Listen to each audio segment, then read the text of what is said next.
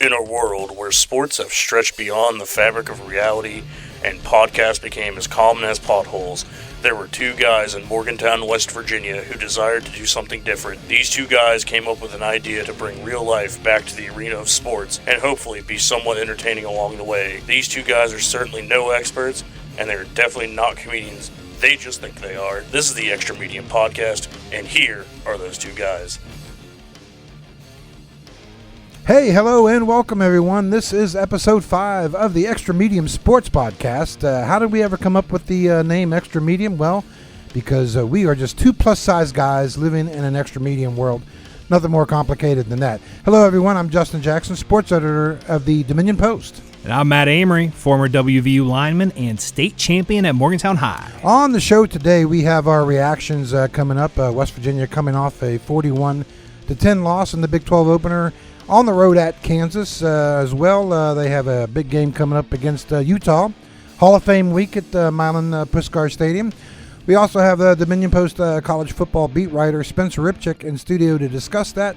He's in the bullpen. Also in the bullpen, we have Michael Griffith of the Dominion Post. The legend. Yes, thank you. The legend. Michael Griffith is here with us. He's going to talk about some huge performances in week 4 of high school football around the state. Big performances we're going to be talking about very soon. We do have a very special guest. He is joining us on the phone line here in just a little bit. The quarterback of the number 1 ranked team in the state in Class Quad A. Who could that be, man? He is Maddox Twig, and Let's go. He will be joining us in just a second. We certainly appreciate Maddox calling in to us today. So we have a loaded show, but of course, there's always the $5 challenge in play. Matt, what is the $5 challenge? The $5 challenge is our personal thing where if we can make each other break character and bust out laughing, you pay up $5. Again, it's not like a little hee-hee, ha-ha. We're busted out of character like some SNL type vibe. I think we're up to 25 now if we're doing the running calculator. If we get Maddox to bust up, does he owe us $5? I think he's a high school kid. He doesn't have any money. Well, rules are rules. We'll have to figure it out. We also have a sponsor for the Extra Medium Sports Podcast. Matt, tell the good people what's going on there. The Extra Medium Podcast is proudly sponsored by the Erickson Alumni Center. Whether you're interested in hosting a corporate retreat, a baby shower, or a beautiful wedding reception, we take pride in making every experience a memorable one. We're going to get right into the thick of things here today, Matt. We're not going to waste any time because we have a special guest with us today. This is going to be awesome. We are bringing in Maddox Twig of the number 1 ranked Morgantown High Mohegans quarterback. Let's go. Number 1 ranked Morgantown High. How's that sound to you, Maddox? Good. Through 4 games so far, Maddox, let me just give you his stats here because we've been talking stats and big performances all day. 669 yards passing, 7 touchdowns, 296 yards rushing, 4 touchdowns on the ground, and Morgantown High ranked number 1 in the state. Love to see. Hey, built like a tank, young player for Morgantown High, wonderful player. Seems like even a better kid. Well, I got a story about that. Maddox, you'll know where I'm going with this because last year, the first time I ever saw Maddox play, he had gotten injured in the preseason, right? In the scrimmage, right, Maddox? Yes, sir. And then so what was it, like the 4th or 5th week of the season you made your debut last year? Yeah, it should have been the 5th game of the season, 5th week. So he comes running out onto the field, and I'm like, who in the heck is this kid? Yeah. And he's 6'2". What were you, about like 180 last year, 185? I was about 200 last year. 200. Woo. That's a manimal. So I find out who this kid is, and his name is Twig. Now, I'm going to put some historical reference into this because I've always wanted to do this, and Maddox knows where I'm going to go with this. Okay. So Magic Johnson was not always Magic Johnson. Okay? Yeah. He got his nickname through a local sports reporter who saw him play in high school and wrote in the story, watching Irvin Johnson is like watching a magic show. Okay. And he got the nickname Magic he was Magic Johnson from then on out. I always thought it would be cool. And this goes back to, I've been doing this for almost 30 years, so this goes back a long time ago. I always thought it would be cool if I could give someone a nickname. Yeah. Right? Yeah. So I see That'd be awesome. I see this kid. He's 6'2", 200 pounds. His name is Twig. And I'm like, he's no Twig. He's an Oak. Okay. And so I put it in my story. It's like this kid, his nickname's got to be Oak. Oak, okay. So, Maddox, I got to know, did the nickname stick? Yes, sir. I do actually have some coaches that call me that around. Nice. So Oak lives up to good. I knew an Oak. We had an Oak. Do you remember a lineman, Garen Justice? Yeah, he's from coaching Grafton, right? Yeah, no, he was from down south. It wasn't Grafton. That was Travis Garrett. Travis Garrett. But okay, we called him Oak. 6'9". He's coaching at SMU. Shout out to Garen. So you're in good company there, Maddox. Oak's a good name, man. Yep. Does it fit? Do you like it? Yeah, I love it. Love it. We've got big game coming up. We were talking about it earlier. Morgantown High travels to Spring Mills. It's a number 1 versus let me check here real quick. Number 6, and just Maddox, kind of give us your thoughts. What are you seeing on Spring Mills, and just how big of a game, how exciting of a game is this going to be on Friday night? Yes, sir. I mean, I'm just going to start off with this is going to be a humongous game for us. I mean, they have super good athletes, big kids, athletic kids, quick kids. They got a good team all around, and they took us out last year in the semifinals, which, I mean, this is a game that, we know we got to come in ready because they beat us last year to knock us out of the playoffs. That was a 14-7 game, right? Yes, sir. Very close game. What was the difference? What made the difference in that one-score game? Well, A.J. Thomas, our running back, he got hurt. He got hurt that game, right? Yes, sir. So we had to change it up a little bit, get some different runs in that we weren't prepared for, and we just kind of had to mix up our plays, change a little bit on defense since he was out, and we just weren't really prepared for that. And we still gave them a good run for their money, but we didn't come out on top. You're obviously more prepared this time around, right? Yes, sir. Been watching film, putting stuff in practice, defenses, offenses, a whole bunch of stuff. And see, you know what I love? He's not taking that number 1 ranking for granted. Because, when you're number 1, everyone's patting you on the back, telling you how great you are. Don't listen to them, Maddox. You keep your foot on the pedal. Stay hungry. I'm getting pumped up, man. I'm ready to play. Maddox, you get a lot of pats on the back these days, or is it too early in the season for that? Yeah, we've had a good bit of people telling us that we're going to be really good this year, but Coach Beisler's made sure we stay in our lane, and we know that we haven't accomplished anything yet. It's only been 4 weeks, and that we still got our best games coming up in our next 3 weeks, so stay ready to play. Well, now this is the interesting part, because I know, athletes are always taught to never look ahead, but you've got Spring Mills this week, and that's a top 10 matchup. Wheeling Park the week after that's a top 3 matchup. And then obviously Martinsburg is ranked number 12th, but I don't think there's anyone in the state who thinks Martinsburg is the 12th best team. Yeah. So you've got those 3 games back to back to back. It's a gauntlet. I know you don't like to look ahead, but just is there any way to put into words just how exciting, how big these 3 games are? I mean, it's really kind of a make or break point of the season, and with you being a star player, what's these next 3 weeks going to be like for you? Yes, sir. I think these are going to be our 3 biggest games of the year for sure, and this is really going to show what we are as a team and who we are as a team and how we really play together and go through pressure, because these aren't just going to be blowout games. We're going to have to go through scores where we're down and where we're up and handle pressure and stuff like that too. So I think that's going to really show who we are as a team. Does it make the weeks more fun when there's a game waiting for you on Friday night that's not going to be a blowout? Yes, sir. It is. It's very exciting. It's good to know we had obviously we were working 100% of the time at the teams that we were playing and blowing out, but now we know there's a team that they're going to give us a run, and we got to come out ready to play. So it's exciting knowing that that's what we're going to be doing on Friday night, and that we're going to play against a team that knocked us out of the playoffs last year. Now we have some breaking news here with Maddox. Matt doesn't know about this. This is something last minute breaking news. I think you put something out on social media, Maddox, about a private pro day with Adidas. You tell us a little bit more about that. I didn't know if I'm jumping the gun here. Awesome. Yes, sir. We haven't got too much details on that. We're still working on that right now, but that is very exciting and good thing to look up to. That's in where can you just give us some details, like where it is, who's going to be looking at you, and that kind of stuff? I haven't found out where it's at yet. I have been super focused on spring military. Yeah, I like it. Sure. Hey, Maddox, I'm going to throw you a little curveball here. Hey, to stay consistent pregame, what is your go-to hype song? Do you have? Honestly, I have a playlist that I have like all my hype songs on, and it just plays. So give me one. No pressure. Just get. Well, I guess it is some pressure. Give me one that you got to hear before the game, just so you're locked in and ready to dot some fools and run some people over. Yes, sir. One of my go-tos is definitely "Heating Up" by Lil Baby. Okay. I like that one. I think I might have put that on one of my highlights, maybe too. Okay. If I'm correct. No, I love that.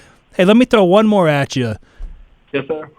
What is your Mount Rushmore of quarterbacks? Who are your personal favorite quarterbacks? Even anybody who's your personal favorite or who you've molded your game after? Do you have any college or pro players that you model yourself after or your top for Mount Rushmore? Yes, sir. I do. In the NFL, I do like Josh Allen and Patrick Mahomes a lot. I like the way they play, the way they can move. I like the way Lamar is on his feet a lot. He's a good thrower, too. I like the way they play, and, like, they're very good at leading their teams. They take good control of the game. They make a big impact. I see a little bit of Josh Allen and Lamar in your style. I was just going to say Josh Allen. There's some Josh Allen in Maddox Twig, I think. Hey, he can get shaky, too, now. Maddox, Maddox, if you can, give us some update on the recruiting trail. I know, obviously, we talked earlier. You've got the scholarship offer from Marshall. You visited WVU, right? And he's also. Have you visited Pitt, or is that still in the works? Well, I actually went to Kent State last weekend, and they had offered me. Was that the Florida State game? They played No, it was the game before that. Okay, all right. Gotcha. It was at their home place. They gave me an offer when I came down. That was Nice, awesome congrats. And I have Pitt this weekend. Okay. Nice. Who do the Panthers got this weekend? I should know this before I even asked you. I should know this too. I got asked this the other day too, and I forgot who it was. It's supposed to be a pretty good game. Hey, just remember at these visits, eat as much good food as you can. There you go. That's it. Hey, eat the food. Now, when you go on these visits, you're down on the sidelines, right? You're taking it all in. Just what kind of are you looking at the atmosphere? Are you looking at the style of play? What kind of things are you looking at when you're taking these visits and looking at the games? Yes, sir. I mean, the atmosphere is always crazy and different down there on the field. Like being in the stands for a game or something's cool, but being down on the field is a whole different feeling. All those people surrounding you and like can see down the field. It's a completely different feeling. But I love to watch how the players react to the way they're being coached in game and stuff like that, and even the way they warm up and like the energy they come with. Because I feel like I can build off of that and lead my team in great ways like they do on the field. So I take that in a lot. You want to jump in the game and get in the action, or what?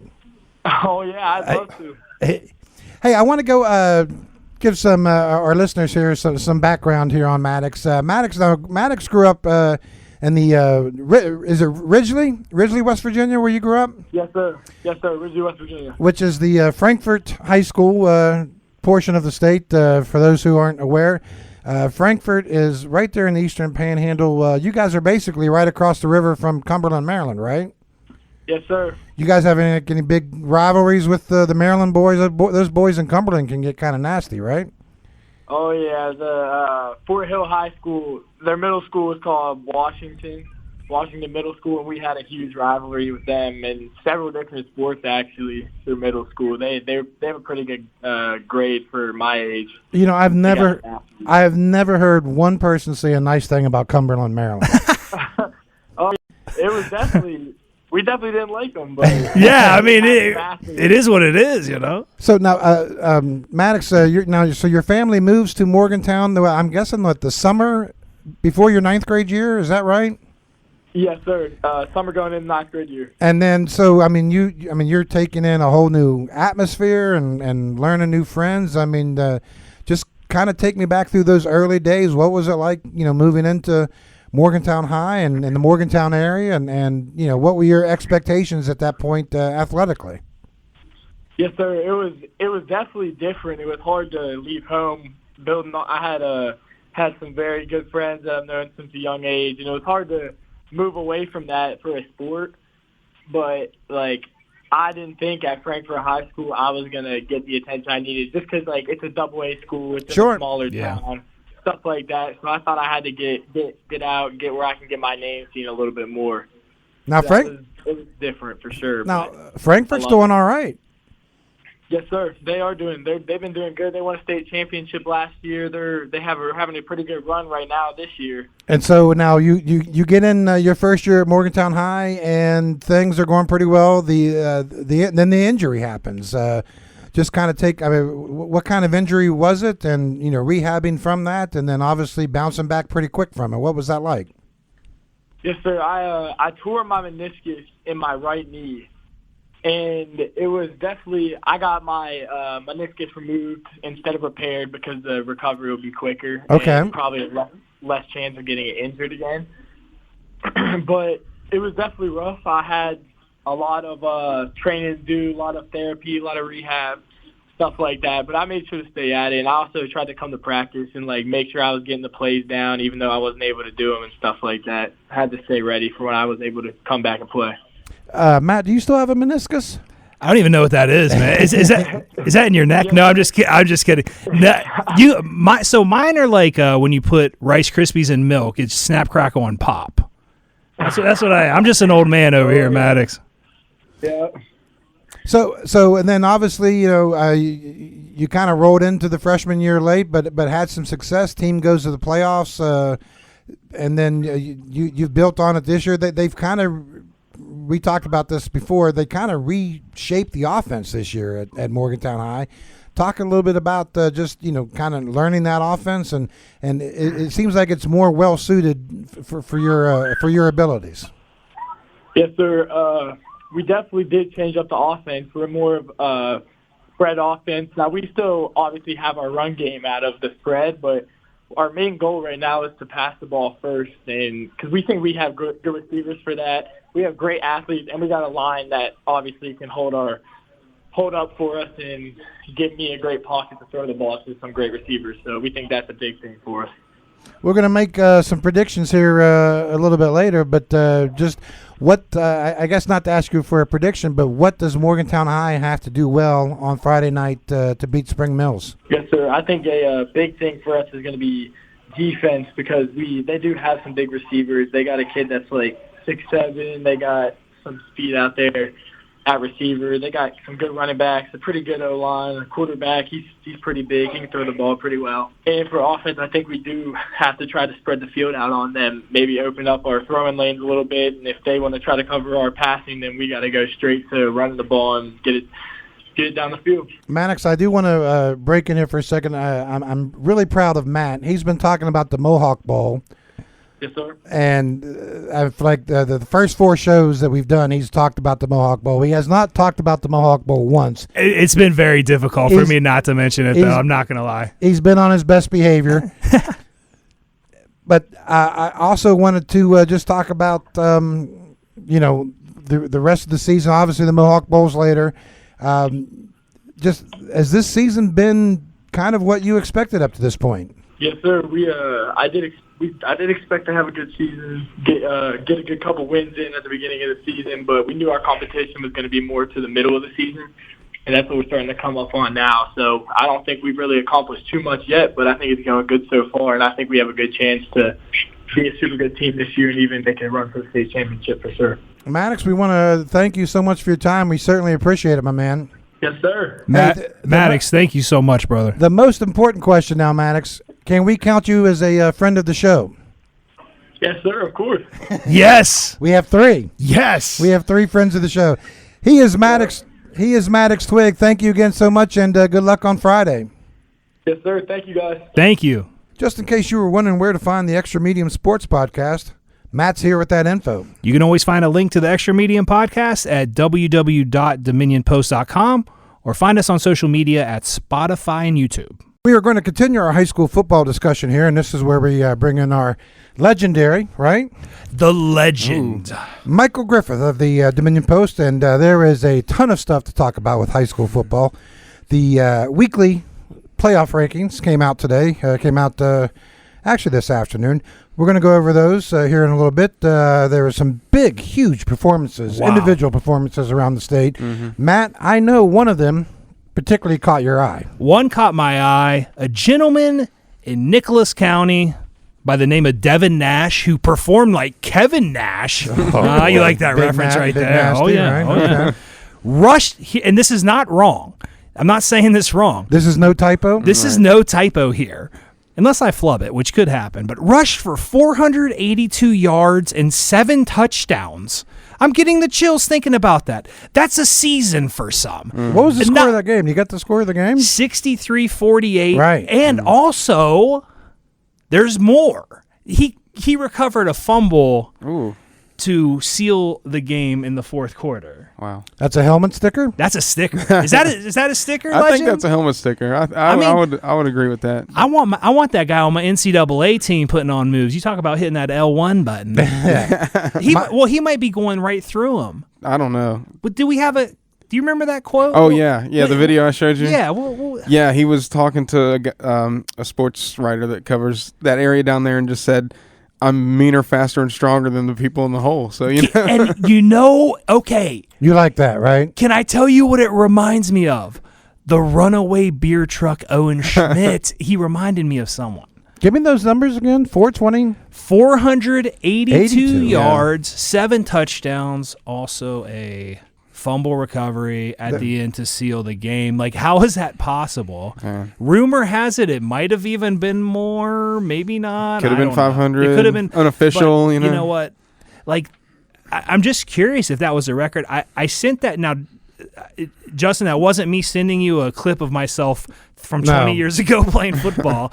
I didn't know if I sent that correct, so I had to send it to you just to vet this. I was a guinea pig? Yeah. Okay. Yeah. I'm like, well, let's see if it works on Justin. I mean, I don't know. But my gosh, what a wonderful performance. A Kevin Nash. Oh, I don't like to brag. What a great reference. We've got a few performances to talk about today. Week 4 scores. Morgantown High went into Connellsville, Pennsylvania last week and won 48-21. That game was tied at 21-21 at halftime.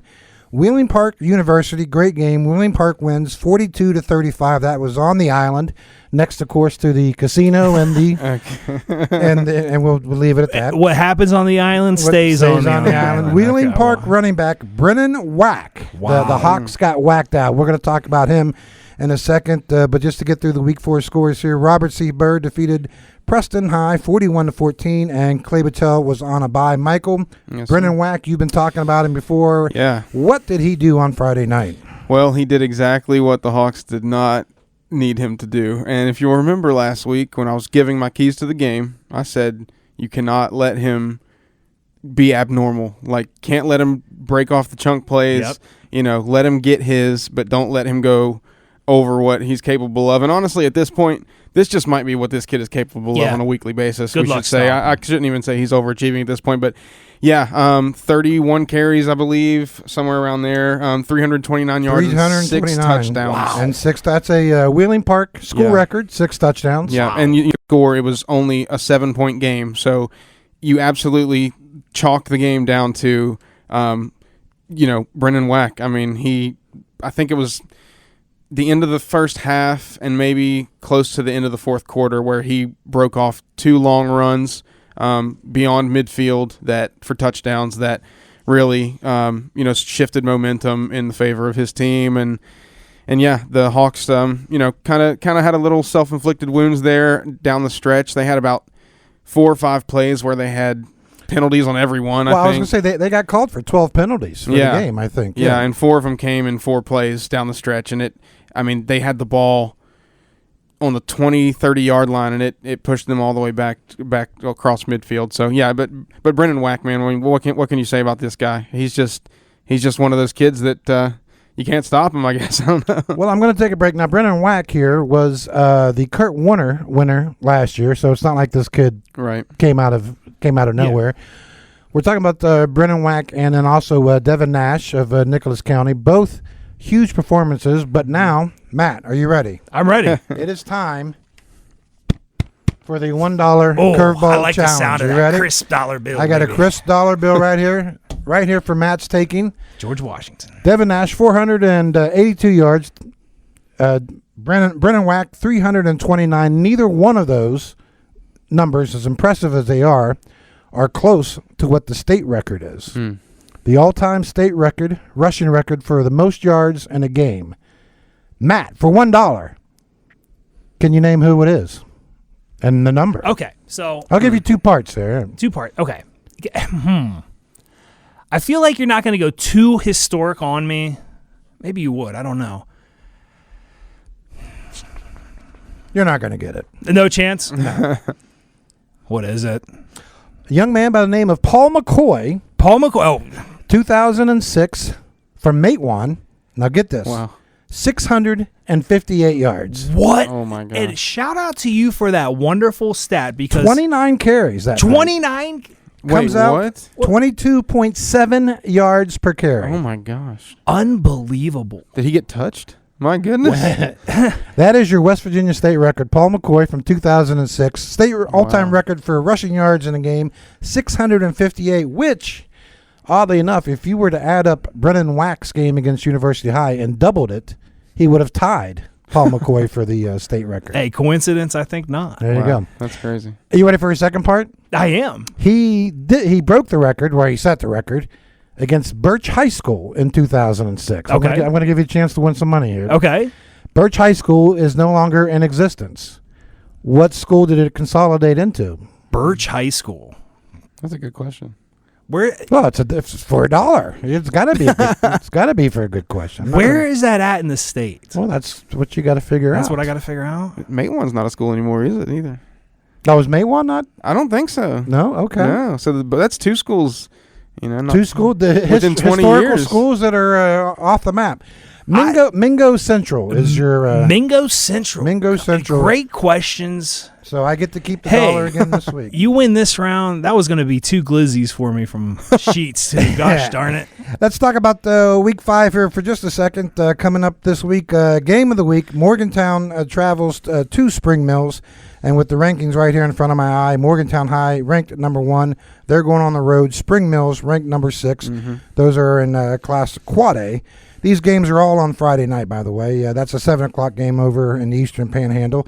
Fairmont Senior, ranked number 1 in Class AAA, is traveling to University, which is ranked tied for 4th. Yep. That's a 7 o'clock game on Friday. Another great game. Maybe not tough to beat Morgantown Spring Mills, but Fairmont Senior University is right there. Yeah. Yep. Preston travels to East Fairmont at 7 p.m. on Friday, and Clay Battelle, coming off its bye, travels down to Glenville, West Virginia, and to face Gilmer County at 7 p.m. Michael, just first, I mean, your takes on week 4 heading into week 5, which is the halfway point. Can you believe the? Yeah. Oh, time flies. Yeah. It's crazy to think. Matt, you'll like hearing this. Your man Isaiah Thompson had the game of his career Oh, I on love it. Friday Tell night. me more, man. Helmet sticker. Justin was there. right? Yeah, he only 13 carries, 213 yards, Yo. and 4 touchdowns. And Justin, he had how many touchdowns on how many carries? His 4 touchdowns came on 4 consecutive carries. Now this, now if you were to take Isaiah's numbers and put them up against Mr. Nash's or Mr. Wax, probably doesn't sound quite as impressive. But his 4 touchdowns came on 4 consecutive carries. Yeah. That sounds pretty gosh darn impressive. His final carry or half goes for a touchdown, I think like 14, 15 yards. And then his first 3 carries of the second half, all touchdowns. Yeah, and like he said, tie game at halftime. He really put the team on his back, and most of his other teammates didn't really have their typical games that they had the first couple weeks. I get a text.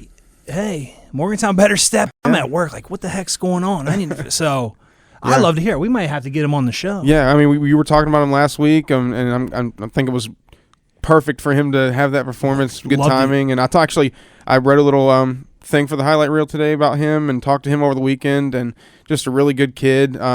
Really has waited his turn at Morgantown High. Sat behind some really good running backs and a 1,000-yard rusher last year. Yeah. 20 touchdown scorer last year. and just really has waited his turn. He talked about just being in the weight room, trying to do everything the right way. And boy, do they run that weight room program yeah. something.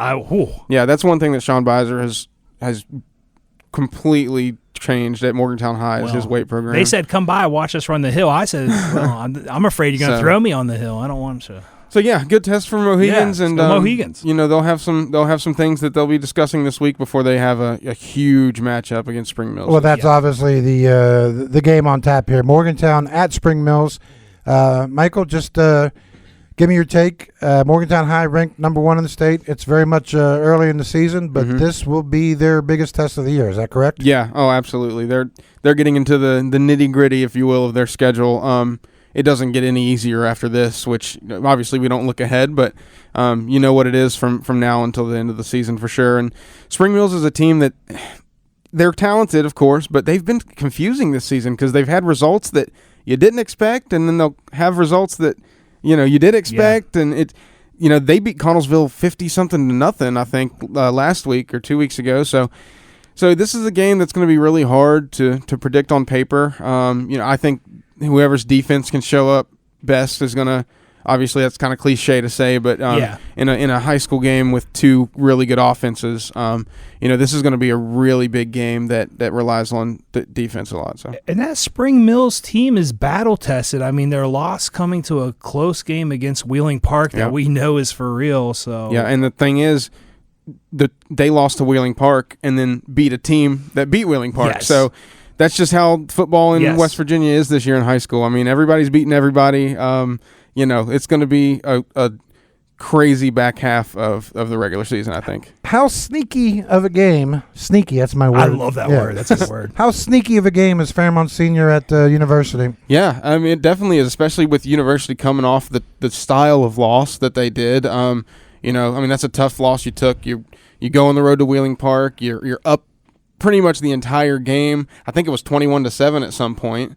And then, it's tough to come back from that and then just turn it around, flip the script as quickly as you can, and especially when you have a team like Fairmont Senior come to visit. These teams always play a close game. I'm excited to watch it. Be my first time seeing University this year live, which I'm excited about. Hopefully I don't break my neck going up and down the field when they're running back and forth. Fairmont Senior has a good transfer quarterback, and I think it'll be a really good game to watch. Matt, you had some battles with Fairmont Senior back in the day, the Polar Bears, right? Yeah, our actually my senior year, we played him twice in the first round of the playoffs. He wasn't president then, but that's when George Bush flipped the coin. Was that the Fairmont Senior game? Yeah, that was the Fairmont Senior game. Okay. So I made sure to kick their butts. He said, "Hey, what's up, big guy?" I said, "Yo." Did you serve as any kind of security for the president? Hey, it was kind of nasty looking up on top of Morgantown High and seeing snipers. I was like, all right, I don't know, you're saying nothing. Now, when you played at Morgantown High, it was AAA. Only 3 classifications in the state. Yes. I wanted your take on this. So now that you have the 4 classes in West Virginia, so Morgantown University are Quad A, Fairmont Senior remains at AAA. From a mental standpoint, does that change the complex of the matchup with the Fairmont schools? To me, it actually favors them because they get to play the underdog role. Now, I always wanted to be a Quad A team. We talked about, my buddy Eric and I, we wanted to be Cabell Midland or De La Salle, those big high school. Okay. And then they get Quad A. Anyway, Quad A, you're the big dogs. You need to go in there and win, but if you're playing a number 1 team, especially like Fairmont Senior, they're going to come in and they're going to bust your butt, especially coming off a tough loss from Wheeling Park. But I think the benefit goes more to the lower seeded team, because just automatically you can kind of feel a shift. The odds are against them. The big news out of University High is the status of running back Brody Keeler, who was injured in that loss to Wheeling Park last week. I know, Mike, I don't want to take words from your mouth here, but we really don't know if Brody is going to be back. Yeah, I don't really dive into too many injuries when it comes to that, but it doesn't sound like he will be back this season. I think it was a shoulder kind of issue. So, hopefully He's all right. We wish the best for him. Yeah, whatever. And hope his spirits are up. How much does that change their offensive complex? It does a lot, and I was thinking about this because Marcus Kaniska came in and he had like 11 carries at the end of the game, and Brody went out in the first half, so pretty much half the game, 11 carries. That's a decent load. It'll be curious to see what they do because you don't ideally want Marcus Kaniska running the ball when he's playing such a key role in defense as a linebacker. Yeah. Especially playing quad A and playing the schedule you do. You don't want to be giving hits and taking them. Especially the way he plays, big, tough, hard hitter. So, they have a lot of athletes, which is a good option. You got a lot of guys on the outside. I mean, you have 3 or 4 receivers on the outside that you would be willing to put the ball in their hands in space. So, maybe you throw Glenn Brown back there. Maybe Khalil Lewis is a big body, 6'4", 6'5". Next man up mentality. Yeah, next man up. And I think the Hawks will be okay, though. They've looked decent on offense. And let me throw a suggestion out there. Glenn Brown. Yeah. Athlete. He's played every position, basically. He played quarterback last year. Mm-hmm. He's been their slot receiver throughout the season. Could he ideally play tailback for him? Yeah, absolutely. I mean, he's maybe one of the fastest on the team. He's got great feet, coordination, really good balance, very good all-state basketball player. I mean, he's just an athlete. You give that kind of guy the ball who can make a play and who's willing to make a play. Yeah. They'll do it if you give him some confidence. And he's another one of those kids. Like a lot of high school kids, you give them a few plays to grow some confidence. And by the end of the game, you're looking at the stat sheet and you're like, wow, absolutely, this kid has a lot of yards. So, and Glenn Brown's that kind of kid. If he had 3 touchdowns in their game the other night, once he gets one, he's one of those guys that can get another one and get another. So that's a good point about letting him get loose a little bit back there, see what happens. A little Tavon-esque. Yeah, no, absolutely. That's kind of who he is, like a miniature version of Tavon. Yeah, that's kind of what he reminds me of. And it's an opportunity to make a name for yourself. Oh, yeah. Just like you said, I mean, I hate to sound next man up, but it's an opportunity to make a name for yourself. Great for the area. Yeah. Hope the kid does well. Wish him the best. Yeah. The other game to talk about is in Class A on Friday night. 10th ranked Clay Battelle travels to Glenville to face Gilmer County, which is 15th in Class Single A. So that's a 10-15 matchup. Michael, Clay Battelle's coming off the bye, so they're fresh. They're ready to go. I'm assuming they're going to be healthy going into that game, but just how big of a game is this? Because Gilmer County was ranked 11th last week. So. Yeah, you're right, and this might be one of the biggest games for Clay Battelle in a few seasons. Really, I mean, you want to go down there and prove that you belong where you are in Class A, and that you are pushing for a home game in the first round of the playoffs. Because I think Clay Battelle, they have a really tough schedule going forward. We talked about them scheduling well at the beginning of the season. This is another example. You scheduled a bye week before you go on the road against a good Gilmer County team. Then you got to come back home and play the second or first-ranked team in Meadowbridge, right? So good scheduling by LePo again. Meadowbridge is number 4. Number 4 this week, correct? So it'll be a tough game. The CBs are relatively healthy, and they'll be ready to play. LePo will have them coming off the bye week, prepared, Matt, I think. Here's my question I'm kind of interested in. So last year, Clay Battelle was fighting at the end of the year just to get into the playoffs, that 16th seed kind of thing, 15th, 16th. And they just missed out on the playoffs. This year, they're obviously, if they can win against Gilmer, puts them in a really good position to fight for a first-round home playoff game. What's the biggest difference between, you're at the bottom of the rankings, you're fighting to stay in the rankings for a playoff berth, versus being one of the upper tier teams fighting for playoff seeding? What's more exciting? What's more, what I'm trying to get at here? I know. No, it's a wonderful question. And now, as far as the grind is the same, but the mentals are different. I say the grind is the same, but the team, the number 1 through whatever, is going to be more efficient. When you're lower, the grind can be the same, but you efficient, and it's going to take more time. You're going to need to build as a team, and each, not game you're going to have to improve, but each practice. I mean, we didn't lose much at Morgantown High. Shout out to Coach Glenn McNew. Love you like a father. But we didn't lose much. We weren't ranked low much, but golly, when we were an underdog in any game, we took that and we fought with it. But But see, that's the thing. You guys knew you were in the playoffs. Correct. It was just a matter of seeding for you guys. Yes, I mean, getting to the playoffs wasn't even a victory for us. Right. We like, that's expected. That's a part of that's a part of the show. Like, we're getting there. What seed are we going to be? Now, who we play doesn't really matter. Line them up. Line them up. We knock them down. Hey, get the band ready, baby. Mark Waggle. Shout out to my boy Mark Waggle. You're getting me hyped up. Kennedy Award winner. Oh, here we go. All right. Predictions. What do we got? Morgantown, Spring Mills. Who do you got, Matt? I got Morgantown big. I like Morgantown, what they're doing. They're getting extra weapons. Morgantown 48, Spring Mills 21. Oh, yeah. It's bold. really? Yeah. I said it right here. And I didn't say it with any hesitation. Okay. There's no hesitation. There's no hezzy.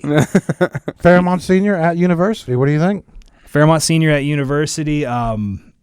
Don't hate me, Hawks fans, but I got Fairmont Senior. You're going to go with the Polar Bears. I'm going to go with the Polar Bears. The injury's big with University. They got some things they need to figure out.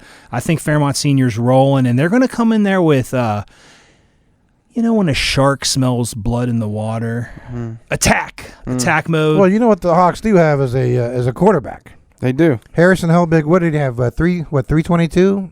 Last week? Yeah, he did. Yeah, he's well. If they can establish a running game, which it sounds like they very well could. Now, if I'm wrong, I'm happy to be wrong. I'd like to see University win. I think Fairmont Senior wins that game 28-21. Michael, Fairmont Senior University, what do you got? Yeah, that's a bold prediction, honestly. I'm going to have to go with the Hawks here. They're at home, which is going to be really nice for them. Hall of Fame week for them, I think, as well. So that'll be good. But yeah, I'm going to take University probably, I'll say 31. We'll go Fairmont 21. Anyone want to take a stab at Clay Battelle going on the road? Ooh. Glenville, Rich Rod's old hunting ground. Yeah. This will be a good game, I think. I think this is going to be a close one. I'm going Clay Battelle. CB's. Yeah, I'm going to take Clay Battelle as well. Okay. I'm going CB's. So you're putting the CBs firmly in the playoff hunt. I'm putting them in the playoff hunt, and good for them. Oh yeah. Good for them. I think they're going to score more points in this game than people expect. 35-28. That's a good.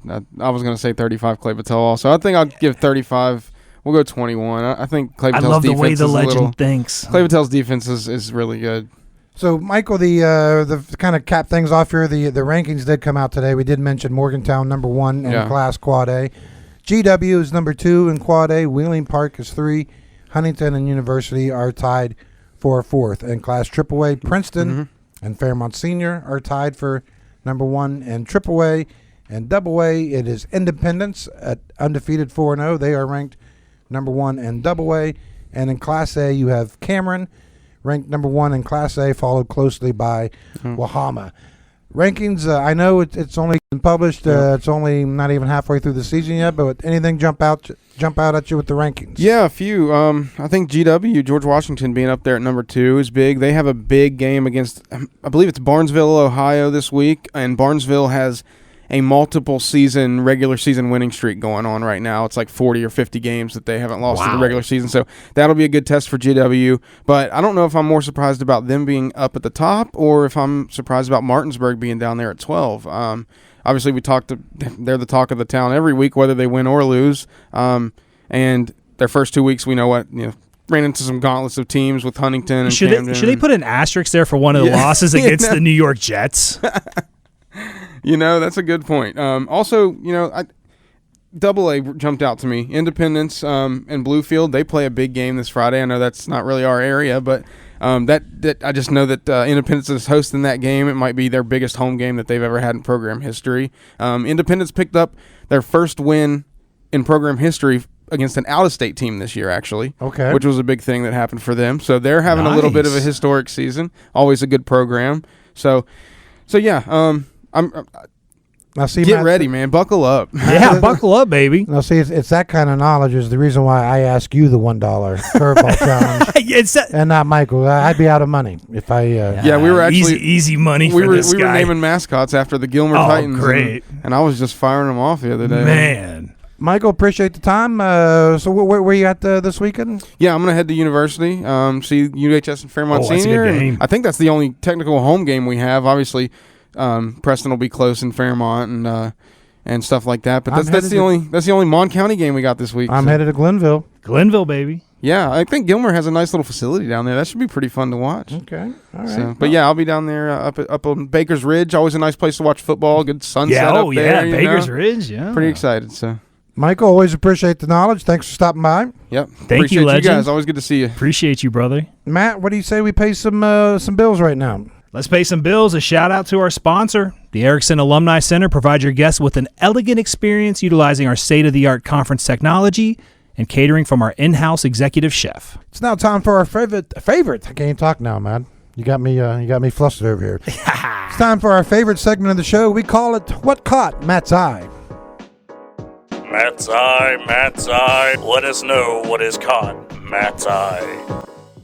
What caught Matt's eye? Here we go. Oh, man, I hit that note. Perfect. Spence like that. Spence nah. Anyway, so we got 3 subjects today. What caught Matt's eye?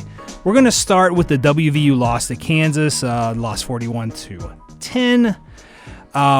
Immediately following that, this is the era we live in, but social media calling for the firing of Coach Rod, which is an absolute horrible take. But that's not why we're here. Did social media call for? Well, it was on Facebook and the Twitters. Oh, okay. Yeah, All right. Facebook, the Twitters, and You know, I don't get hot on the the Facebook. it's brain rot. Oh, okay. It's brain rot. But that brings me to the question. It got the juices flowing. If Coach Rod's not the man for the job, who is it? Who could take this team to the national championship? I mean, Not Bill Belichick. not Bill Belichick. No. Maybe Elon Musk if he got like a $500 million. So let's chill. You're saying pump the brakes. Pump the brakes a tad. Relax. Oh boy, Aaron Rodgers. A little Aaron Rodgers. Okay. What else caught the eye? So what else caught the eye? Nicholas County. I'm going to go back to going back to Devin Nash here, a.k.a. Kevin Nash, rushing for 482 yards, 7 touchdowns, even recovered a fumble in the fourth quarter to help seal that victory against Lincoln. Again, Nicholas County wins that 63-48 against Lincoln. You know what? I would want to know what he had at halftime. Yeah, like, does he know he's about to do something? Like, does he have like 300 at halftime? Well, you heard what the legend quoted him as saying, like, I'm meaner, I'm badder. Like, that was a WWE promo. Like, that was like going for the Intercontinental Championship. Like, I loved it. I think regardless or not, this guy was running away like the runaway beer truck, Owen Schmidt. Hey, Now, are you keeping your eye on Nicholas County the rest of the year now? Oh, yeah. You're a fan. Nicholas County fan right here. All right. Do they have room on the bandwagon for a 6'5", 340-pound? There's plenty of room on there for you, buddy. Hey, shout out to Nicholas County, new friends of the show. Hey, third, we got a hot take. Watch the Texas Tech versus Utah game. Let me tell you something right now. Texas Tech's going to win the Big 12. That string quarterback, Will Hammond. Pretty good.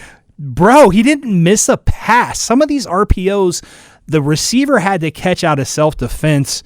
Dare I say, quarterback controversy, Will Hammond, 13 for 16, 169 yards, 2 touchdowns, 8 carries for 61 yards. Now, I don't even think that does it justice because he was just executing in such difficult moments.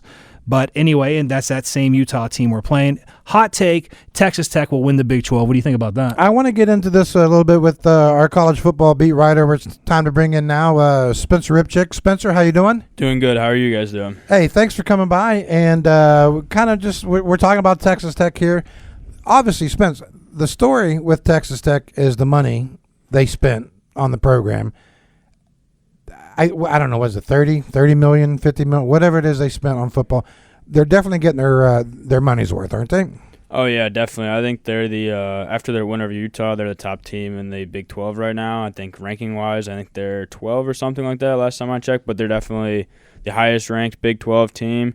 I think second behind them is Iowa State, who's also been quietly good this year after that win in the opener against Kansas State. They've been looked good. I think BYU has entered the polls. I mean, they got a freshman quarterback who wears number 47.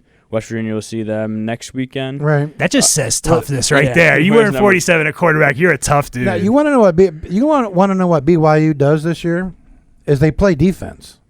Yeah, there's not a lot of teams in the Big 12 that actually play defense. Well, you're not used to seeing that in the Big 12. Well, you're not used to seeing it from BYU. Or Texas Tech. Even. Right. Or Texas Tech. What's happening here? Are we seeing Is Texas Tech a national championship contender? What do you think? I mean, I think there's a lot of national championship contenders this year. I don't really think there's a clear one team. I think you'll see that in the rankings. Everyone's just jumping around each other. I think Miami's number 2 now. Jump Penn State, and LSU is up there at number 2, number 3. Everyone's jumping around. I think Ohio State, everyone's checked off as number 1 team in the country after they beat Texas in the opener, Sure. and nobody's touched anything. But yeah, I think out of the Big 12, they're probably the biggest threat right now to win the national championship.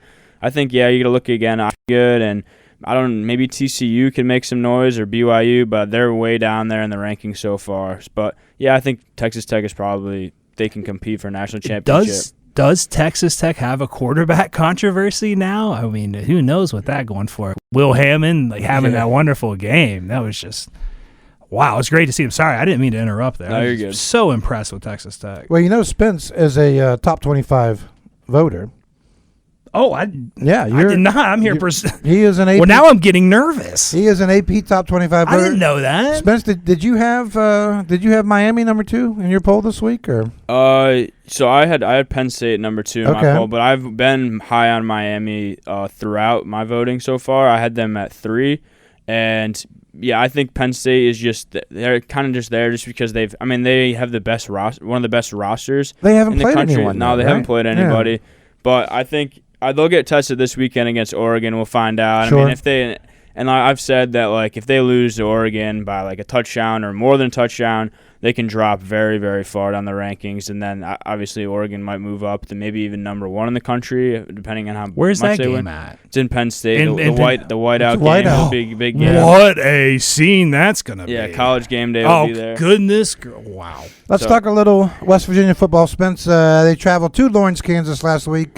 Basically, I guess, with all the injuries mounting up, I don't know if you call it the JV team or not, but they go to Lawrence, Kansas, struggle offensively, lose 41-10. Spence, you were at the press conference, Rich Rodriguez's press conference earlier today.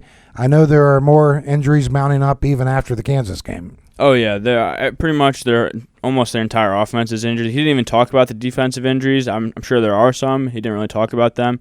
I mean, Nico has a foot injury, and he's in Colorado today getting it checked out by a specialist. So who knows? I mean, you fly all the way out to Utah or to Colorado, then you got to fly back. And right. Yeah. I mean, their practice schedule is today or Tuesday, Wednesday, and Thursday. So I mean, say he flies back on Wednesday, he'll be here Thursday. I mean, for Saturday's the game. I don't know how much time he'll have to get ready for that game and how bad that foot injury is. Then you also have Ty Edwards, who's questionable, and then now Sincere Bowers has a concussion. That's the 3rd-string running back. So you're down your 1, 2, and 3-string running backs with Jaheim White being out, and then Preston Fox is questionable. Yeah. So now you're with Jaden Bray. If he's out, that's 2 wide receivers out.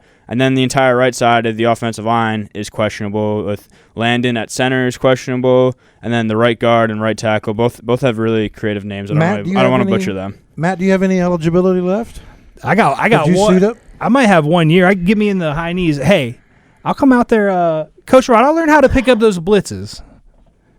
Tell me where you need me. I'm ready to crack some heads. Yeah, I got some eligibility. Well, now here's the thing. So obviously Utah, Utah coming off a big loss against Texas Tech, they're going to be pretty steamed, and they're one of the top teams in the Big 12. They were one of the favorites, I think, going into the season. They're going to come in here with Devin Dampier and just Spence. So what can we make out of the game on Saturday? I mean, it's another dual threat quarterback that West Virginia has to deal with. And I mean, I think he's their leading rusher right now, which is kind of insane for a quarterback. But yeah, he's going to be the focal point. He didn't look too good against Utah, threw 2 interceptions, so he's definitely going to be in a bounce back mode. I mean, Kyle Whittingham is one of the most experienced. I think now that Mike Gundy's out of a job, Mike Gundy's gone. We haven't talked about that yet. Kyle Whittingham is like one of the oldest tenured coaches in college football, and definitely the Big 12. So I mean, he's always a threat at Utah and coming into to West Virginia. West Virginia has a bounce back time too, so both teams are going to look to bounce back. And I don't know, Utah's going to be a physical team. They have a really good offensive line and defensive line on both sides of the ball, so it should be a battle. Especially, West Virginia's rookie, like a runner-up offensive line or the backup offensive line at right tackle and right guard and maybe center are going to have a long day against the Utah defensive line, so that should be interesting. Boys. Ty Edwards, the backup running back to Jaheim White, who obviously broke out on his own 2 weeks ago against Pitt with the 141 yards and the 3 touchdowns.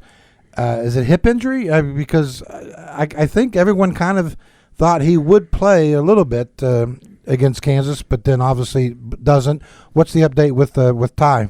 Yeah, so Ty is questionable right now, which is kind of crazy because he wasn't injured against Pitt, or at least we thought. And then he pops up on the injury report on Wednesday, and he's probable, which means he's more likely than questionable. So that's a good sign. So everyone thinks he's going to play, and then getting up to the game, Rich Rodriguez finds out he can't go, and he just doesn't play the entire game. It was the Clay Ash show and Sincere Bowers, and then Diore Hubbard, and mainly it was the running back or the quarterbacks who ran the most. So yeah, I don't know. Ty Edwards he's questionable again this week, but the way Rich made it sound today, I don't know if he's going to be able to go. Wow, that's a blow. Hey, the X Factor, the WVU 1965 throwback uniforms. That's right. I forgot about that. That's going to be. I just the spread. Did you ever wear a throwback uniform? No, I didn't. We didn't have anything. We had the white pants one year. We came out with like blue jerseys and white pants that haven't been seen against Virginia Tech, and we lost by like 40, and we never wore them again. That was it? That was the end of the white pants. Now, did you guys have much say back in the day on what uniforms you wore? Yeah, we could vote. So okay. The players we get together vote, and that's how we decide what our fit was. But we didn't have all this cool Cole Rush and yellow helmet, yellow. I didn't have the yellow jersey, man. The options were limited. The options were limited. Hey, other Big 12 games this week. Friday night, TCU is at Arizona State. That could be a nice little tricky game. That's a 9 p.m. game on Fox. On Saturday, a lot of Big 12 games openers this week. Cincinnati is at Kansas. UCF is at Kansas State. Baylor is at Oklahoma State, which is in just a lot of trouble now. And Mike Gundy is a man, but he's an unemployed man at the moment. I'm a man. I'm 40. Arizona is at Iowa State. That could be the tricky game. And BYU is at Colorado in the Insomniac game. That's a 10:30 p.m. Eastern game. The kickoff on ESPN for those who want to stay up for that one. Spence, the one question I really want to ask you, I kind of want to go back to the conversation about Texas Tech here. So the money that they spent on the roster this year, I guess this question is twofold. Does that become a blueprint? And I know Deion Sanders made a big to-do about it during Big 12 Media Days about the money that Texas Tech spent. Does that become a sort of blueprint for the rest of the Big 12? And can Texas Tech sustain that and continue to spend that amount of money year after year after year? Well, I think if you look at last year's national champion, Ohio State was the big spenders of last season, and now Texas Tech took a page out of that book and decided to roll out the cash to add a bunch of big transfers in the transfer portal from SEC schools, Big 12 school or Big 10 schools, pretty much everywhere, and doing whatever they can to win. And I don't know. I know Ren Baker said that that's going to be the issue with teams around the country is how can you sustain that amount of money for a roster every single year and constantly asking donors and constantly asking donors to give that money to build a roster. We're in an interesting time because the salary cap's coming. Like, let me ask you this, totally off script, theoretical. Let's just say a WVU donor, we're in recruiting. Can someone just donate $30 million for a quarterback? Sure. That's the NIL game. That's the NIL part. What a different one guy found out I played football, and he said you can have as many donuts as you want. Well, that would have been in your NIL. That was my NIL, man. Donuts, and now they're getting. Well, I mean, obviously that's going to be the big question. I mean, you talk about Ohio State; their pockets are very deep in Columbus. I don't know how deep they are in Lubbock. So, do you just go for it 1 year and then maybe 7 years later go for it again? I mean, still have to get the right guys, though. You still have to get the right guys you can develop, but it puts a lot of people out of the game, so to speak. I think before NIL, it was prestige that would put a lot of schools out of the game, out of reach. Now, is it going to be money? I mean, Spence, do you like the Texas Tech situation, the story? I mean, I think it's definitely a new step in the era of college sports. I'm paying to play. I mean, I think it's deserved that the players should be paid. I mean, they do a lot, and all these big TV contracts that these universities are getting, now they can share the revenue from that, which is good. I just think the only issue is that these players are they're not actually they're just getting money, get paid, because you're supposed to, it's name, image, and likeness. You're supposed to do something or provide a service, go to sign autographs, that stuff you can make money for. But when they're just forking over cash, like Michigan did, they just called up the girlfriend's boyfriend was a gazillionaire, so then they bought Bryce Underwood from LSU. I think that's kind of sketchy, but yeah, I think this is the new age of college football. I don't know. They kind of made a salary cap with the revenue sharing, but then again, the NIL deals, then they have a governing body now, which every single NIL deal over $500, or I think it's 500 or something like that. I know it starts with a 5. It gets regulated by this college sports commission, but then again, how can you say no to a college athlete for not getting paid money? Yeah, sure. How do you govern that? There are going to be lawsuits back and forth. It's still kind of messy, but I think it's working towards a good area for college football. Where this is all going to backfire, and this is my hot take. This is my opinion of the day. My hot take is, and I'm going to go back to what you were saying, Spencer, about what Ren Baker had said earlier, that you can't just continually go out year after year after year asking your donors for, whatever, 20 million, 30 million, especially in a place like Morgantown, West Virginia. You're just not going to be able to sustain that. So maybe you pick a year to really go for it, take a break, 2 or 3 years, and really go for it. But where it backfires is when you do go for it and you spend all of that money and you go 4-8, that's when it's going to hit the fan. Well, Nick Saban said you're SOL when that happens, right, buddy. When you pay the wrong person, and you still got 9 games left this year. If this backfires on Texas Tech, it could really hit the fan for them as well. Yes, because if I'm a donor down in Lubbock, you better be winning. And I just gave you, whatever, half of my year's salary or whatever to get the quarterback or the running back. And you don't win, you better be winning. Yeah. And if not, I'm taking my money and going elsewhere and going home. How much money can you donate? I got about $3 in the. Well, I need one for those. There's Sheets hot dog. Yeah. Spence, any other things going on in the Big 12? I know it was Arizona State. They're so far out west, but they're sneaky good. Just your thoughts on the Big 12 here going into week 4, right? Yeah. Week 5. Week 5. Yeah. Oh, week 5. Yeah, we're already time flies when you're having fun. Third way down the regular season. It goes by very fast. But yeah, I think Texas Tech right now is probably the favorite after their big win over Utah. But then again, I wasn't the biggest fan of Utah going in. I didn't like their 3 wins that they had against some lower opponents, lesser opponents.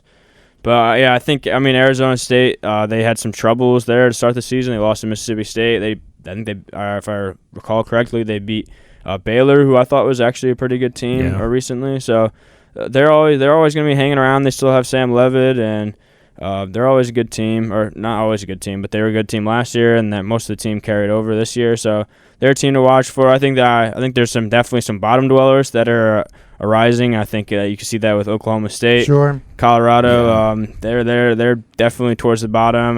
West Virginia, if they don't get their stuff turned around, they could be a bottom dweller, and There's definitely Kansas State. Surprisingly, I was just going to say Kansas it's State. definitely bottom to. They might be the most disappointing team in college football this year. I think another hot take. Hot take. Kansas State is not going to be at the bottom by year's end. Okay. They're gonna jump back up in there. Maybe not win it, but Yeah. they're gonna get in the mix. I think Kansas State's for real. Real quick. Sure. Back to the WVU Kansas. Did you see that D coordinator get in Nico's face? Yeah, I saw that online. Yeah, what was that about? Did you hear anything about that? No, I didn't hear anything about it. I think I don't know. I think maybe Nico said something, or the defense coordinator didn't like what Nico did when he was running out of bounds, or something along those lines. I mean, Kansas was already up 34-7 at the time. Well, shout out to Nico's maturity level, because I would have punched that guy in the face. Yeah, well, I think I don't know if I can say that, but I would have punched him in the face. It's podcast, you can say it. Okay. Yeah. But yeah, that was shout out to Nico. I don't know how much positive he's heard from this past week. Shout out to you for your maturity, man, and representing our school and just being the bigger man. So, Spence, you're headed out to Milan Puskar Stadium this weekend. Just your final thoughts, predictions on what we might see on Saturday. Well, I think just like last week, I think my predictions for the season have been a lot better than my predictions week to week. So I said West Virginia was my season prediction is gonna win the first 3 games, then lose the next 3 heading into the bye. So I'm only 1 game off on that prediction with the Ohio one. That's the only one I've gotten wrong. So I'm gonna keep rolling with that. I expected Utah to beat West Virginia this weekend. I think the only problem with the West Virginia problem is they can't score points. I mean, if you have an offense that can't score, you're not going to win any games. And with Nico being injured potentially, I don't know if they're going to be able to throw the ball at all, because Jalen Henderson, he had 4 passes, and he only completed 2 of them, and he hasn't looked great throwing the ball. Yeah. But apparently Rich said that they got a lot of people who can throw the football. All those quarterbacks can throw really well. I mean, Scotty Fox, he looked good for really 1 drive and then threw 2 interceptions. Yeah, so, he had the 1 good drive. So, if Nico's not, like I said, if Nico's not good to go, to get Khalil Wilkins to play in there, I don't know. Or Max Brown, we haven't seen him at all. I don't know what he's doing. He was injured in the first game and hasn't played a snap yet. So play everyone at this point. Yeah, I would love if we could find us a gym or two with this next man up mentality. Find us somebody who's a diamond in the rough. And dare I say again, finding Pat White in that Louisville game when Adam Bednarik was hurt. Maybe we can find that next man. But like Rich said a couple weeks ago, he should have had the quarterback figured out by now. I mean, you had all these quarterbacks have been here since the summertime. So I mean, you should have had it figured out. But like you said, his reasoning was that you find out a lot about quarterbacks playing him in the game. So maybe he's just using this year to find his quarterback of the future. Though, if Nico is going to a specialist in Colorado, and I can throw a football 4 yards, so I don't know how the mechanics work, but I do believe you need your foot as a major part of getting that pass off and accuracy. And if he's been having problems, I mean, that explains a lot. That maybe a lot of people have been saying he's looked sluggish when he's doing the quarterback run, so maybe that's why he's looked sluggish. Yeah. He is Spencer Ripchick. Spencer, appreciate the time and the knowledge as always. Thank you. Yeah, appreciate you, Spencer. Thank you guys for having me on, as always. That's all the time we have for today. Episode 5 in the books, Matt. What do you think? Oh, episode 5 in the books, baby. We want to thank our special guest today, Morgantown High quarterback Maddox Twigg, number 1 ranked Morgantown High. That was awesome. Maddox joined us on the phone earlier and had a great time talking with him. We also want to thank both Michael Griffith and Spencer Ripchick of the Dominion Post for joining us. Matt, time to take us home. Hey, thanks for tuning in to the Extra Medium Sports Podcast, and a special thanks to the Erickson Alumni Center for supporting the show. Select a wedding venue where you can host the perfect ceremony and reception while providing your guests with a caring and comfortable environment. Season 1, Episode 5. This is the Extra Medium Podcast, where couches are safe, but the takes are on fire. Thank you for joining us. We'll see you next week.